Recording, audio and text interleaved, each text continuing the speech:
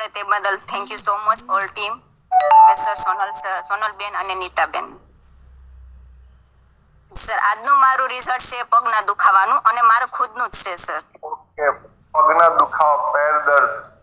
હા સર. હા સર, મારે છે ને પગની પલાઠી સર વળતી નથી. આજથી 15 વર્ષથી આ પ્રોબ્લેમ હતો સર મને. ઓકે. હા સર, મેં ઘણા બધા રિપોર્ટ બી કરાવ્યા, હોસ્પિટલ બધાએ મને ઓપરેશન નું જ કીધેલું છે સર, કે તમારે એમાં સિમેન્ટનું, કેમ કે હું સીડીએથી પડી હતી ને તો મારે પ્રોબ્લેમ હતો તો કે તમારે છે ને સિમેન્ટ ભરી અને ઓપરેશન કરવામાં આવશે. ઓકે. હા સર, તો પછી મારી લાઈફમાં વેસ્ટેજ આવી અને આપણે વેસ્ટેજની સપ્લિમેન્ટલી બધી ફૂલ લીધી છે. એમાં મેં LRG9. Okay, LRG9. હા. કાચના ગ્લાસમાં એક આતરે. ઓકે, એકાંતરે. હા. નોની સવાર સાંજ ભૂખ્યા પેટે.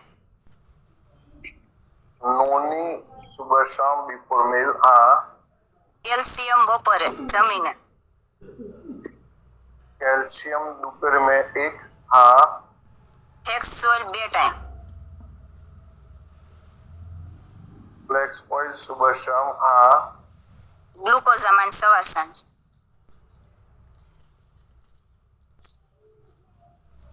ग्लूकोसामाइन सुबह शाम. हाँ जी. હા સર, એટલી સપ્લિમેન્ટ મેં 1 મંથથી ચાલુ કરી છે हाँ. અને મારા પગનો હવે દુખાવો બી નથી અને પલાઠી બી આરામથી વળી જાય છે સર. अच्छा, वेरी गुड. હા સર. કેટલા સમયથી તકલીફ હતી જયશ્રીબેન? તકલીફ તો સર મારે 15 વર્ષથી હતી, પણ વચ્ચે પાછા મેં કસરત ને એવું બધી કરતી ને તો કાંઈ એટલો બધી પ્રોબ્લેમ નહોતો, પણ સર આ છેલ્લા 2 વર્ષથી બહુ જ તકલીફ હતી સર. દુખાવો બહુ જ થતો અને ખેતીનું કામ હોય એટલે ખેતરમાં કામ કરવા જાય એટલે હાંજના બેસીને ઊભું થવામાં તો બહુ તકલીફ પડતી સર. Right, very good. હાલવામાં બી બહુ તકલીફ પડતી સર. ઓકે ઓકે, તો હવે કોઈ તકલીફ નથી? ના સર, અત્યારે બહુ 70% જેટલું રિઝલ્ટ છે સર મારે. હવે તમે પલાઠી વાળીને બેસી શકો છો? હા સર, પલાઠી વાળીને બી બેસી શકું અને ખેતરમાં કાંઈ બી કામ કરું. અમારે તો ખેડૂત રહ્યા એટલે બધું કામ, વાઢવાનું બધું કામ હોય, પણ સર કાંઈ બી પ્રોબ્લેમ થતો નથી હવે અત્યારે. અને રાતના સુવાટામાં સમયે પહેલા મારો પગ સીધો હું રાખીને સુઈ જ ના શકતી સર. ओके ओके, હવે સુવામાં કોઈ તકલીફ નથી? ना सर, कोई भी तकलीफ ना है अत्यारे। Very good. देखिए दोस्तों, मैं हिंदी में ट्रांसलेट करता हूँ. बहन को खुद को पैर दर्द था, बहुत सालों से, 2 साल से बहुत ज्यादा था, राइट. और नहीं पराठी वार सकते थे, नहीं ज्यादा चल सकते थे, नहीं काम कर सकते थे, लेकिन वेस्टिज की सप्लीमेंट ले ली. LRG9, नोनी, ग्लूकोसामाइन, जिस तरह डोज लिखा है उस तरह बहन ने लेना शुरू कर दिया और आज वो बेहतरीन जीवन जी रहे हैं. पराठी भी वार सकते हैं और हर काम कर सकते हैं, हर काम को एंजॉय कर रहे हैं.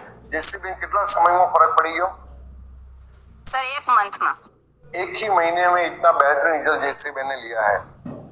दोस्तों, मैं बार बार कहता हूं कि वेस्टीज में आए हैं तो सबसे पहली जो कमाई है वो खुद की हेल्थ, जो जैसे मैंने कमाई है खुद की हेल्थ, राइट.